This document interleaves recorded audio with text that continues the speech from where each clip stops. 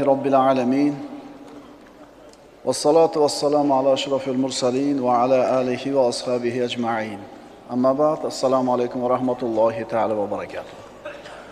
Allah azze ve celle o'qiyotgan taroveh namozlarimizni qabul qilsin.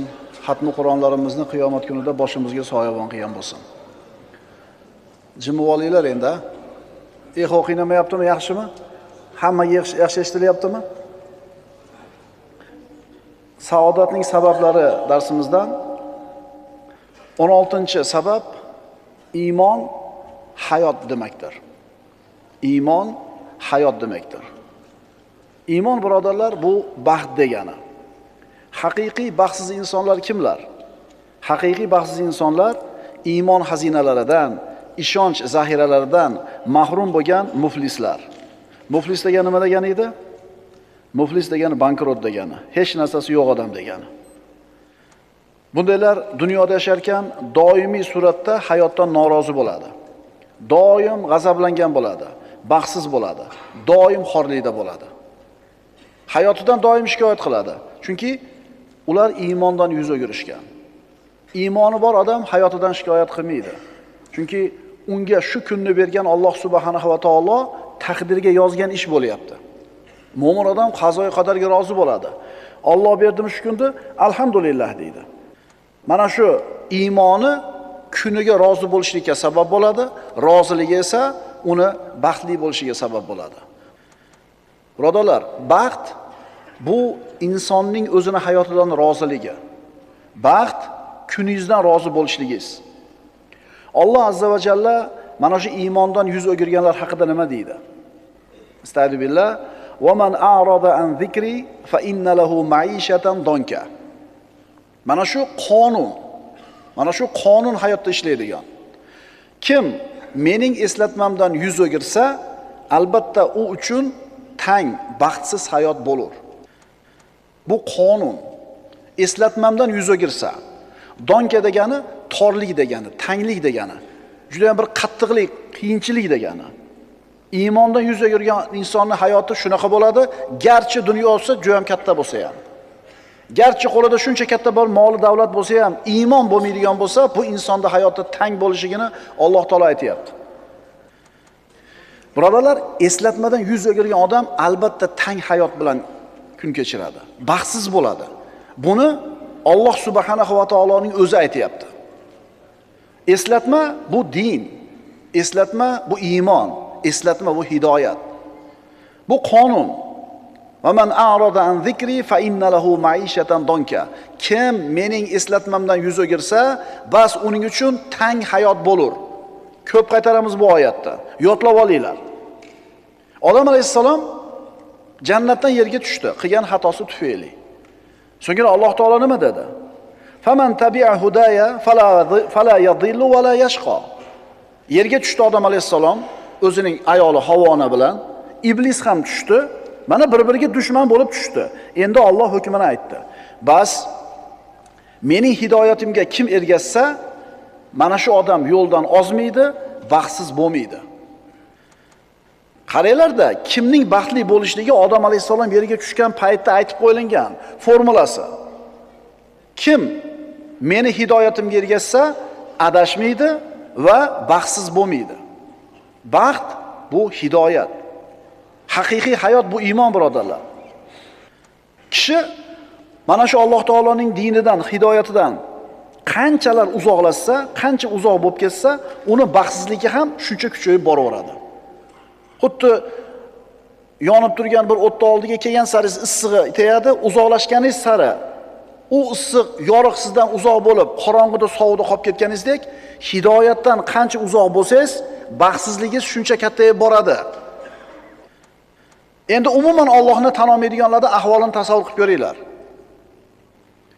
Allohning zikridan yuz o'girish, Allohning eslatmasidan, dinidan yuz o'girishlik. Birodarlar, buni ham bir ko'rinishlari bo'ladi.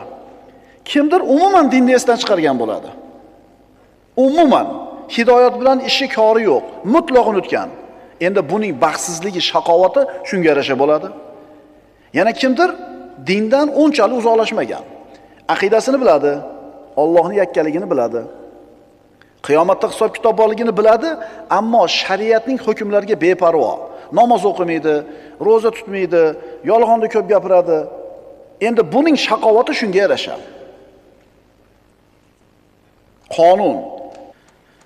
Kim meni eslatmamdan yuz o'girsa, bas albatta u uchun tang baxtsiz hayol bo'lur. Atrofimizdagi odamlarga bir qaraylik-da, o'zini musulmonman deyotgan, kalima go'yman deyotgan, ahli qiblaman deyotgan odamlar. Ularni kuzatsak nimaga guvoh bo'lamiz? Ana shu birodarlarimiz ham baxtli bo'laman deb yurishibdi, nimalardir qilyapti.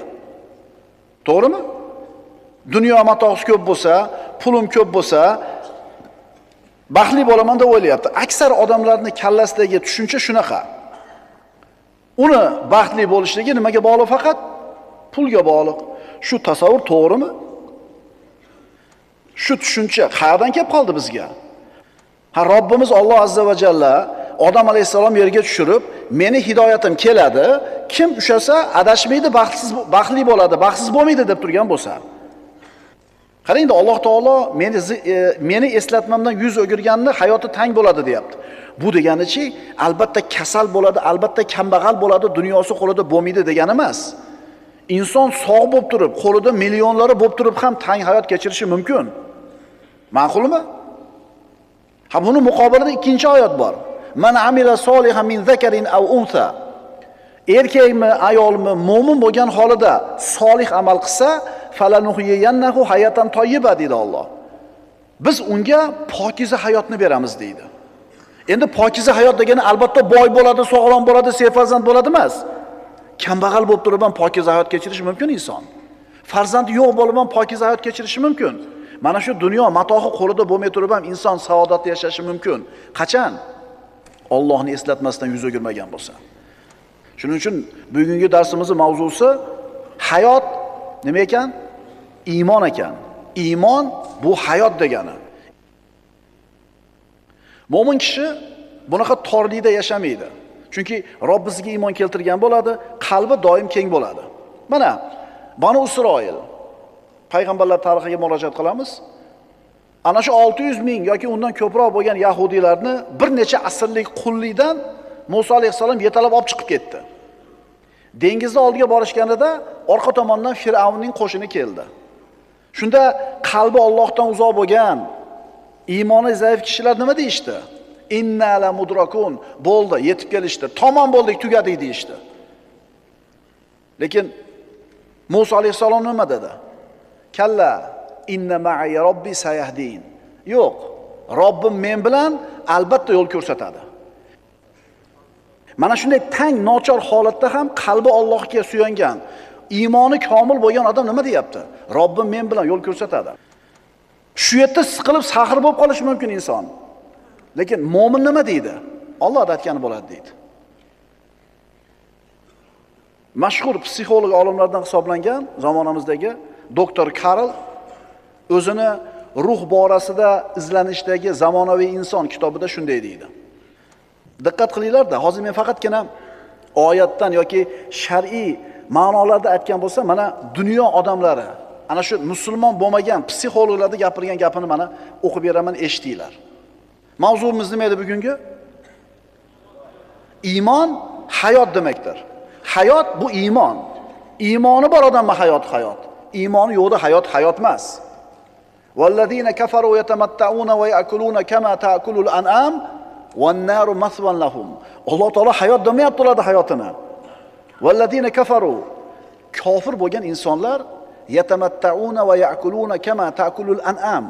Xuddi chorva hayvonlari singari yeydi, chorva hayvonlari singari ne'matlanadi, boradigan joy jahannam deyapti.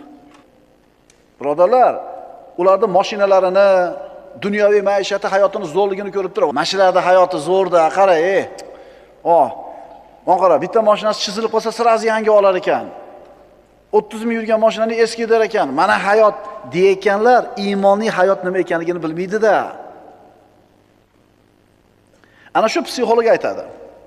30 yil davomida qabulimga dunyoni turli taraflaridan odamlar kelishdi. Kuchli psixolog.